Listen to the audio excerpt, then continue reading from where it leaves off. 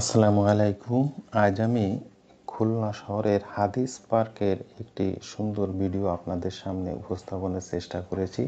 হাদিস পার্কটির নাম হাদিস পার্ক কীভাবে এলো সেটাও আপনারা আজ আমার এই ভিডিওর মাধ্যমে জানতে পারবেন এবং ভিডিওটি ভালো লাগলে অন্যান্যদের মাঝে শেয়ার করে দেখার সুযোগ করে দিবেন। তাহলে আসুন এবার হাদিস পার্ক সম্পর্কে আমরা জানি।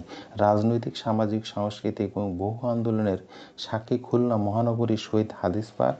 ব্রিটিশ বিরোধী আন্দোলন থেকে পাকিস্তান আমলে খুলনার বেশিরভাগ আন্দোলন সংগ্রাম আবর্তিত হয়েছিল এই পার্কটি ঘিরে।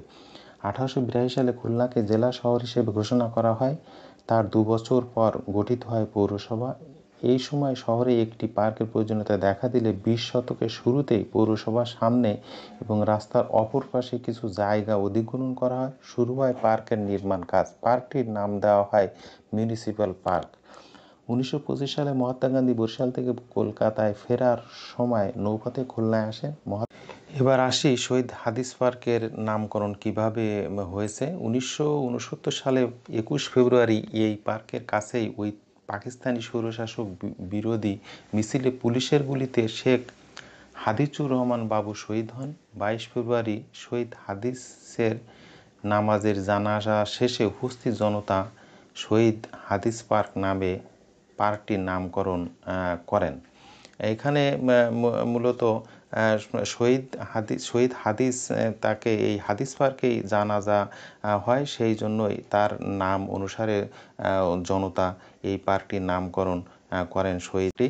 চারিদিকে ফুলের প্রশস্ত রাস্তার দুদিকে বিভিন্ন রকম ফুলের গাছ দ্বারা সজ্জিত এবং মাঝখানে একটি সুন্দর লেক বলেন বা পুকুর বলেন, এটা সুন্দর পরিবেষ্টিত।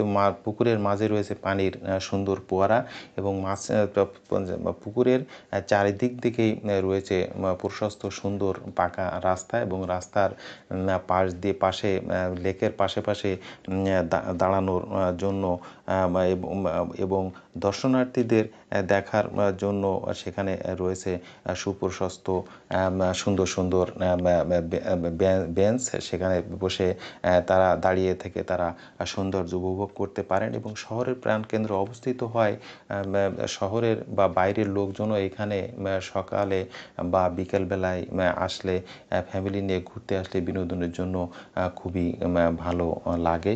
আপনারা যারা খুলনা বা বাইরে আছেন তারা একবার আসলেও খুলনার হাদিস পার্কের এই দৃশ্যটি দেখতে আসবেন। এখন এই যে এই পার্কটি আপনারা দেখতে পাচ্ছেন, এখানে কত লোকজন এখানে ঘোরাঘুরি করছে এবং বিনোদনের জন্য তারা কিন্তু এখানে এসে থাকে এবং এই সময়টায় এখন যে পার্কটিকে আধুনিকায়ন করা হয়েছে তারপর থেকে ফুলে ফুলে সজ্জিত থাকে পার্কটি সবসময় এবং বিশেষ করে সন্ধ্যার পর থেকে এখানে লোকজনের সমাগম অনেক বেশি হয় এবং বিনোদনের জন্য সবাই পার্কটিতে আসলে আপনাদের সবারই কম বেশি ভালো লাগবে। আসলে পার্কটি আধুনিক, যত সুযোগ সুবিধা সেগুলো সবগুলো এখানে রয়েছে। আপনার কাজ করতে করতে আপনি যখন ব্যস্ততার মধ্যে যখন বিনোদনের একটু সুযোগ খুঁজবেন তখন এই পার্কটিতে আসলে আপনারা দেখতে পাচ্ছেন যে এখানে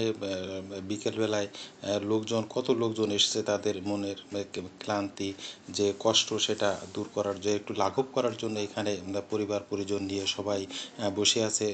তাদের বিনোদনের একমাত্র জায়গা এখানে আমাদের সেই খুলনার হাদিস পার্ক।